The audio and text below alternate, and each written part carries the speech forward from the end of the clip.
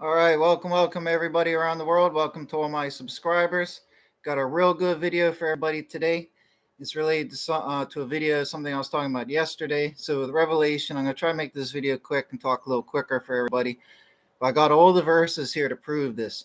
And no matter what you believe, no matter who you might be, how big or small you might be, you might be a pope or a Christian minister or just a regular person. Doesn't matter. No matter who you are, whatever it is you believe, I'm about to prove to you with the scripture 100% conclusively, okay, that all of the big bad revelation events, the trumpets, the seals, the vials, all the events described in Revelation, they actually occur not just in one day alone, which might shock most people, but they actually occur in 1 hour.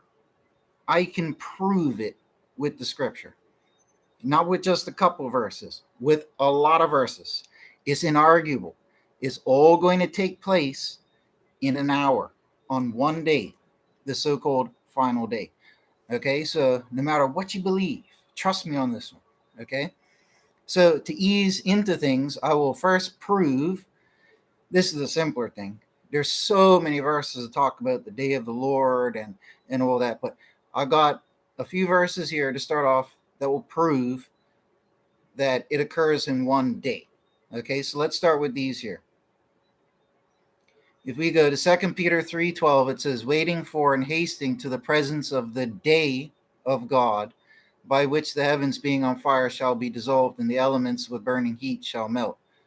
So that's without a doubt talking about the end times, and without a doubt, it said that it is a day. Now, in Revelation 16, verse 14, it says, for they are spirits of demons doing signs which go forth unto the kings of the earth and of the whole world to bring them together to the battle of that great day of God, the Almighty. So there we had two references. There's many, many more to this day of God, day of, depending what version you have, might say day of Jehovah, right? But many verses for that. This one here is just so good. I can end on this one, right? In Revelation 18:8, it says, because of this, in one day shall come her plagues, death and sorrow and famine. And in fire she shall be utterly burned, because strong is the Lord God who is judging her. In one day shall come her plagues. Now, this is a direct reference to the 7 plagues that are going to be unleashed, okay, upon the earth. And it says right there, in one day shall come her plagues. Okay, that's Revelation 18. And Revelation 16 is where it lays out those 7 plagues. But they're all going to come in one day. Okay, so that's the little quick intro. It's going to happen in one day. And there's many other verses, like I said, that refer to it as the day of the Lord and all of that day and all of that. There's other verses. I tried looking up some, but I'm pretty sure there's probably some other verses that refer to it as, quote, that day, i.e., in that day, blah, blah, blah will happen, right? But nonetheless, I mean, those 3 that I read prove that's going to be in one day. On top of that, the slew of other verses I'm about to read now that prove that it occurs in 1 hour, that at the same time acts as proof that it occurs in one day. Okay? Logic, right? So these are actually extra verses that act as proof for that. But here we go. Here is scriptural proof, inarguably, that all the revelation events transpire in 1 hour. From the first event to the final event, it's all in 1 hour. So here we go. All we have to do for this exercise is search the Bible for the term hour. Okay, Hour, hour. Then we could look down in Revelation, in the book of Revelation, and I'll just read the following verses. Okay, there are countless. I mean, if you're looking in the New Testament, there's probably a dozen, maybe even 2 dozen verses and instances where Jesus or others say things like, no one will know the hour that I will arrive, and stuff like that. There's a lot of talk about the hour, like the hour of it happening. But these, like this list I'm going to read, are verses that actually say it's an hour span. That's the difference. Okay. So lots of other verses, like 24 or whatever, that talk about this hour, the arrival of this hour, and we won't know, and the angels don't know the hour, and the adversary won't know the hour of the arrival. Lots of that. They don't really act as proof of the span being 1 hour alone, right? But these ones do. Okay, so in Revelation 3:3, one of the best ones, it says, remember then how thou hast received and heard, and be keeping and reform. If then thou mayest not watch, I will come upon thee as a thief. This is talking about his arrival. If you do not watch, I will come upon thee as a thief, and thou mayest not know what hour I will come upon thee. Actually, that's not the best one, but that's an example of you won't know the hour that I come upon you, right? This is the one I wanted to read, Revelation 3:10. It says, because thou did keep the word of my endurance, and this is what he says to the assembly of Philadelphia. He says, because thou did keep the word of my endurance, I will also keep thee from the hour of the trial that is about to come upon all the world, to try those dwelling upon the earth. So that's Jesus defining it as a 1 hour span. Whether you like it or not, that's what he says. But this is reinforced by all the rest of the verses. Okay? In Revelation 9:15, it says, and this is for the sixth trumpet. It says, and loosened were the four messengers who have been made ready for the hour and the day and the month and the year, that they may kill the third of men. So it's happening in a specific year, in a specific month, in a specific day, but more importantly, in a specific hour. They have been made ready for the hour to kill the third of men. Okay, so that's the second excellent verse. Okay, in Revelation 11:13, it says, and this is when the two witnesses, this is around, I think, just after, I know Revelation 11:11 and 11:12 are when the two witnesses resurrect and ascend up. And it says here in verse 13, it says, and in that hour came a great earthquake. And, this is, it literally, let me open up the chapter to read it just for proof, right? The seventh trumpet blows in verse 15. It says, and the seventh messenger did sound. Okay. And we have the earthquake. We have the resurrection and the ascension in verse 11 and 12. It says, and after the 3 days and a half, a spirit of life from God did enter into them. So process this. They've been dead 3.5 days. Okay. It's now putting you in the place of the so-called last day, the final day. So they're dead 3.5 days. When they resurrect, it is the final day. Okay. So in verse 11 and 12, where it's talking about them resurrecting, that is this final singular day that we're highlighting. Okay, so keep that in mind. So after the 3 days and a half, on the final day, a spirit of life of God from God did enter into them. They stood upon their feet, and great fear fell upon those beholding them. That's the resurrection. Okay, there's only one great resurrection. Everybody who's going to resurrect resurrects during that time, right? And they heard a great voice out of heaven saying to them, come up hither. And they went up to the heaven in the cloud, and their enemies beheld them. Right? This is the rapture, descent, where everybody ascends up together.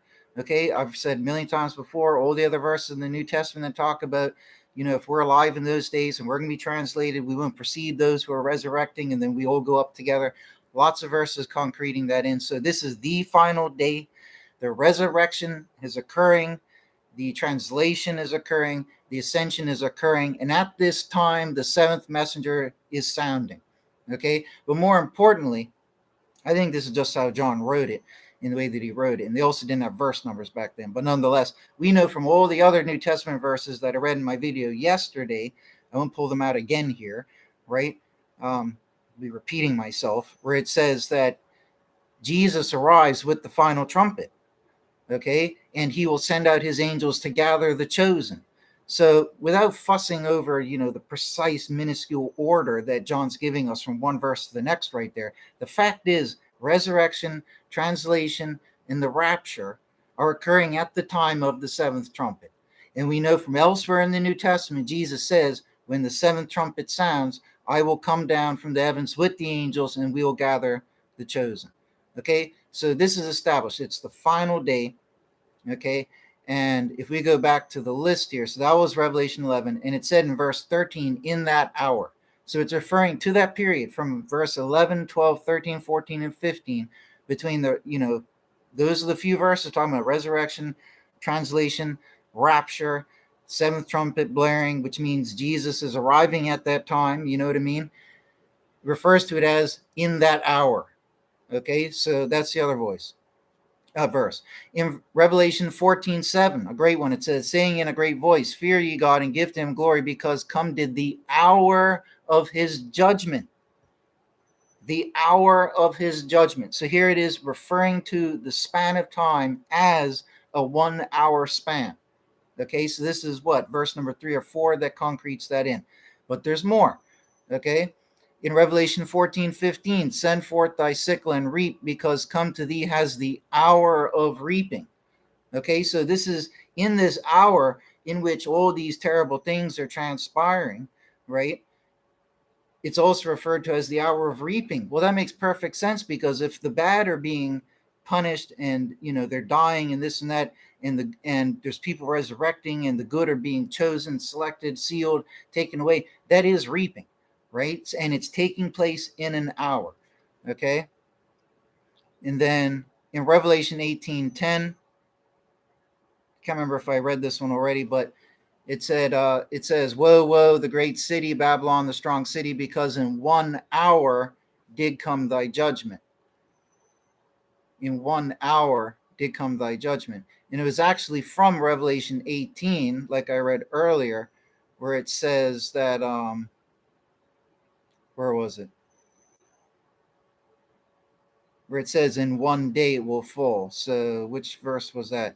In verse 8, because of this in 1 day shall come her plagues. And then it's in verse 10, it says, because in 1 hour did come thy judgment.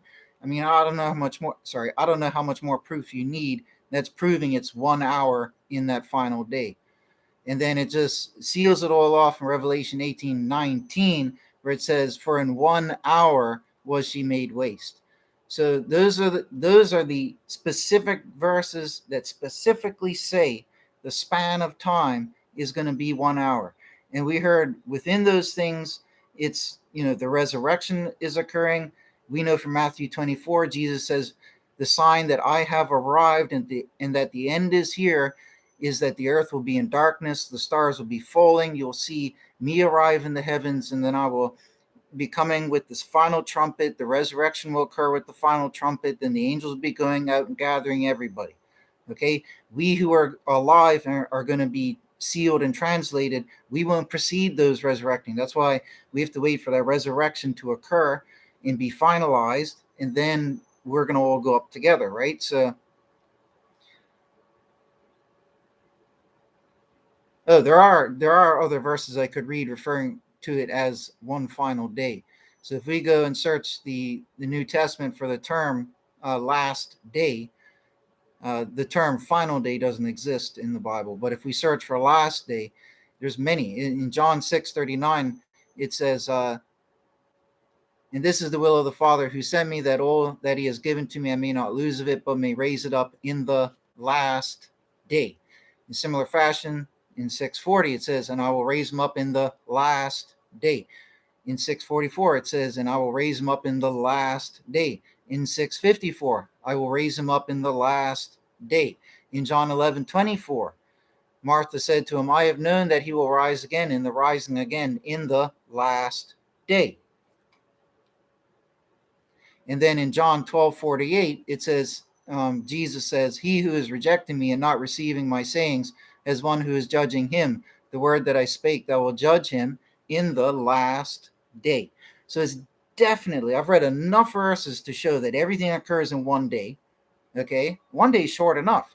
But we have all those other verses that say that all the plagues and all this destruction will take place in 1 hour. It's the hour of whatever the words were, wrath, judgment, you know what I mean? Okay, if you really want to get nitty gritty, nitty picky, right, as to what will be included, well, it says all the plagues. That means all of the 7 vials from the first, which is the plague on those of the mark of the beast, all the way up to the final one, the seventh. All of those occur in 1 hour, like it says in Revelation 18. Okay, all in 1 hour. We also heard from Revelation 9, there was the sixth trumpet, and we know the seventh trumpet, that those are also included in that parcel, right? But in my video yesterday, where I went into a lot more detail of the Revelation and reading a lot more verses, which I won't repeat everything here again today, I showed in that video how the trumpets, the seals, and the vials, how they have points where they match up with one another. For example, the seventh trumpet is the identical thing as the seventh seal and the seventh vial. And it's the same for like the sixth and the fifths. And it's a little complex, but I explain it in my video. But what my point is that all those facts that Revelation show us logically prove there's a sequential order of events that will logically occur based on what is said. Okay, these are logically established. Okay, and as I showed, I think just offhand, remembering it, the second and third trumpet line up with the second and third vial. So it's fair to assume that the first vial would line up with the first trumpet, right? So I went through all that stuff in great detail. My point is that Revelation 9 pinpoints that the sixth trumpet, and elsewhere pinpoints that the seventh trumpet is in this final hour. The nitpickers, or if you're trying to get down to the nitty gritty, you'll say, well, where's the evidence that the first 5 trumpets happened during this hour? Well, here we go. The fifth trumpet is where the world goes dark, which is the same as whatever the fifth or the sixth seal, and the same as, there's darkness in each of them, right? So we know from that factoid there that whatever it is, like 556 or 566, that at that point there is the global darkness. And Jesus said in Matthew 24, when the world goes dark and the stars are falling, that's when I will be arriving and sending out the angels to do the gathering. So that would all be part of the hour. So we know that the fifth, the sixth, the seventh trumpet, which in hand shows the sixth and the seventh seal, and that the first 5 seals, actually, because the first seal is the arrival of Jesus coming to conquer on the white horse. So that means right there, all of the 7 seals are definitely occurring in that final hour, because it starts with the arrival of Jesus. Fifth, sixth, and seventh trumpet, like I said, are all definitely occurring in that final hour. And all of the plagues, all of the vials are occurring in that final hour. So the only thing, if we want to be nitpicky, just right offhand right now, that may not be verbatim proven, is trumpets number 1, 2, 3, and 4. However, like I said, using the logic that I showed in my stream from yesterday, if the second and third trumpet are talking about how the waters get smitten and they turn to blood, and when you go and look at the second and third plague are the exact same consequence, we could see these are the same things, but one's a trumpet perspective, one's a vial of plagues perspective, but they're describing the same one event with the same effects, right? And by that logical accord, we can fairly say that therefore the second, third, and fourth trumpets are occurring within that 1 hour period as well. Okay, so it'd just be the first trumpet, okay, maybe would occur outside that 1 hour, but no, I think it's safe to say everything, absolutely everything is going to be within that 1 hour. But like I just showed, the only thing that you could argue, if we want to nitpick and spend a couple hours doing studies to go improve, might just be the first trumpet that's outside that 1 hour bracket. But is it really worth fussing over? We know it's going to be in one day, right? What is the first trumpet? The first trumpet is just one of many giant space rocks that come down and hit. The second trumpet is another giant space rock. The third trumpet is another giant space rock. So what is it to anybody if the first giant space rock comes outside that 1 hour bracket? You see my point? When you use all fair logic and common sense, it becomes irrelevant. So all of the events occur within a 1 hour span. Absolutely all of them. And then all the times, the dozen or 2 dozen times Jesus says, you want to know the hour of my arrival, that makes even more sense, because it really will be an hour in which all this stuff is taking place. Okay, follow me? So there you go. I think that proves it all pretty darn good. I don't think anybody could disprove this. It's all going to take place in an hour, undeniably. So when this final day comes, we might not get any preparation. Jesus did say that they will be claiming peace and surety, and there will be sudden destruction. He also gave a reference to how it'll be like the days of Sodom and Gomorrah when they were destroyed. The people there were just saying peace and surety, and then suddenly sudden destruction, cosmic fire and rocks from the heavens. And we were warned that these final days that we're approaching now are going to be the same as the times of Noah and the same as the times of Sodom and Gomorrah. And in both cases, the world of peoples were blissfully unaware, thinking, oh, it's peace and surety. And then sudden destruction came. In both instances, the sudden destruction of the global flood, or the sudden destruction of Sodom and Gomorrah. And in both cases, only the righteous were redeemed and saved from the places that were destroyed. Okay, so that's what's going to happen here. So we may not get any, we're probably not going to get any type of inclination or forewarning, anything that any of this is going to occur. And if going by what Jesus said, if we're going to go by what Jesus said, in Matthew 24, that the great sign that he is arriving is, hey, the earth has gone into darkness and we see the stars falling. That's a pretty peculiar thing. So if that ever occurs, that's going to be 1 in a trillion chance of that ever happening. So when and that does occur, we know that Jesus is arriving. Well, when we look at the 7 trumpet seals and vials, like I showed in my video yesterday, we can see that it was the 5th trumpet that talks about the world goes into darkness. It was the 6th seal that talks about the world going into darkness and the stars falling. And it was and during the time of the 5th, 6th trumpet and the first few trumpets, the stars are falling, right? So it's darkness and stars falling at the 5th trumpet, 6th seal, and at the 5th or 6th vial, right? So where was I going with this again? How it's going to be sudden and whatever. So if Jesus says, anyways, I can't remember where I was going with that. But the point is that it's going to be sudden. We're not going to have any preparation for it whatsoever. Okay. And I think where I was getting to is trying to substantiate how when the rocks do start coming down from outer space and hitting the earth, it might go dark across the world very, very quickly. So if everything is transpiring in an hour, right? Because think about it. Jesus said, when the earth has gone into darkness and you see the stars falling, he didn't say when the stars start falling and then the world goes into darkness. He didn't specify it like that. So it might just be that everything's happening very, very quickly. 1st trumpet, 2nd trumpet, 3rd trumpet, 4th trumpet, 5th trumpet. It's the 5th trumpet that puts the world into darkness. The 1st, 2nd, and 3rd trumpet are all rocks coming down and hitting the earth, right? The 4th trumpet is where the sun and moon get partially obscured. Then the 5th trumpet, another space rock, a star, it says, comes down, collides with the earth, and then sends everything into darkness. So it's probably fair to assume that those space rocks coming down are going to come down pretty quickly, or all within that 1 hour span at the very, very start of it. And we're not going to have time to prepare. If we had time to prepare, Jesus wouldn't have said all those statements like it's going to be peace and surety. How can you say peace and surety? Right? I'm trying to substantiate this going to happen quickly, right? And I think I'm substantiating it. Jesus said that it's going to be peace and surety. You don't have peace and surety if we're watching giant space rocks come down, collide with a few hours or days in between. You know what I mean? It's all going to happen very, very quickly, right? So it could just be that we hear, and we may or may not even physically hear the trumpets, but just imagine, for the sake of illustration, when that final day comes, and none of us know the hour that it's going to transpire, okay, which makes Jesus's warnings even more effective. You won't know the hours. Even if you know the date, you won't know what hour it's going to be. You're not going to be ultimately prepared, even if you're Satan with the army of darkness, right, getting ready to fight him. You won't know. It could very well happen like this. You hear the trumpet number 1 blare, brr, and then this rock comes down, bam, and then brr, bam, number 2, and then brr, wormwood comes down, bam, and then brr, it's the 4th. Things start to get dark, and then brr, the 5th one comes down, bam. Those rocks could come down in less than 20 seconds altogether. You know what I mean? It could happen like that. Brr, bam, brr, bam. Why not?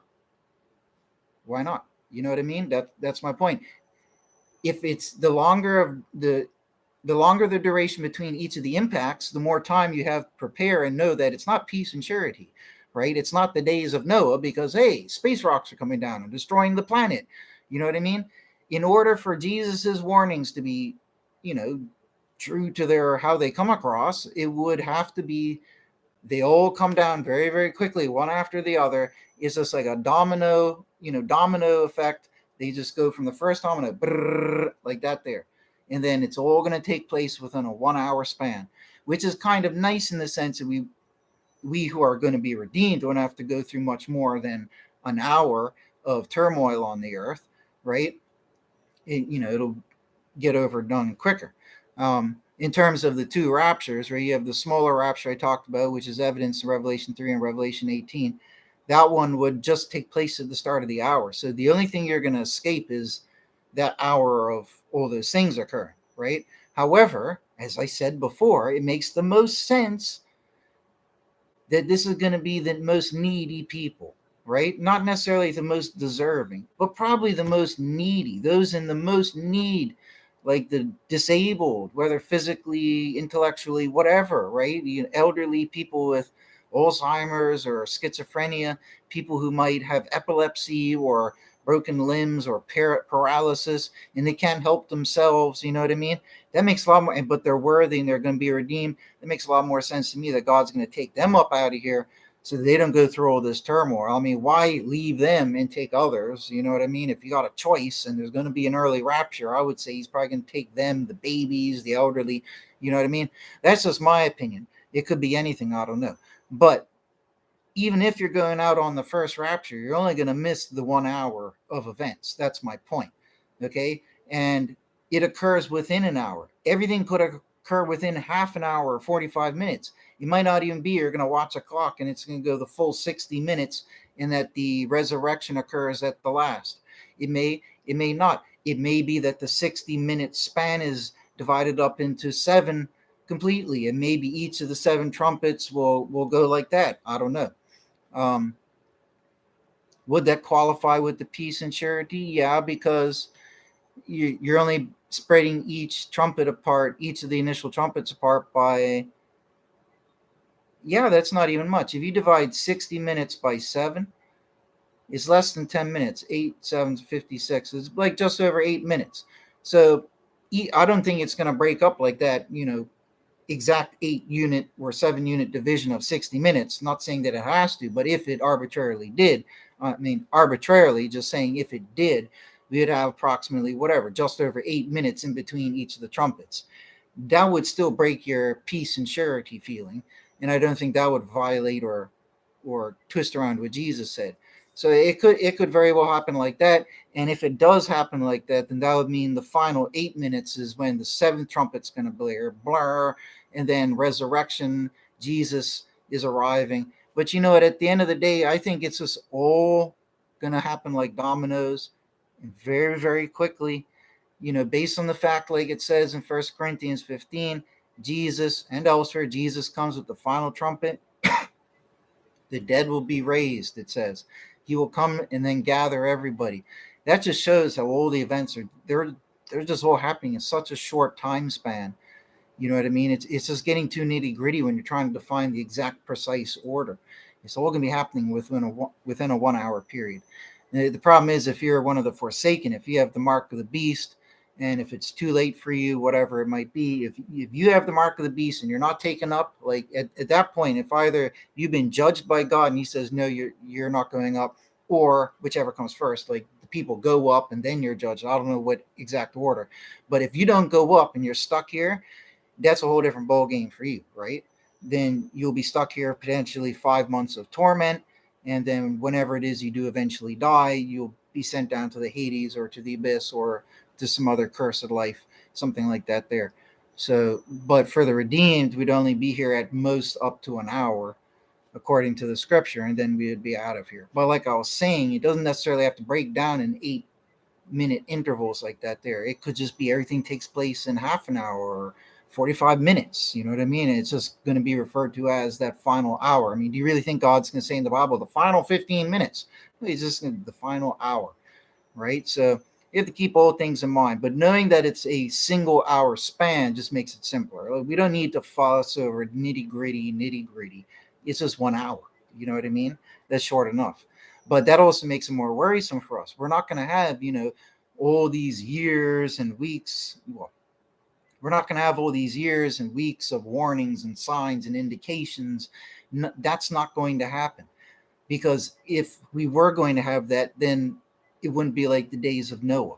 If the world was getting signs that the end is about to come, it wouldn't be like the days of Noah.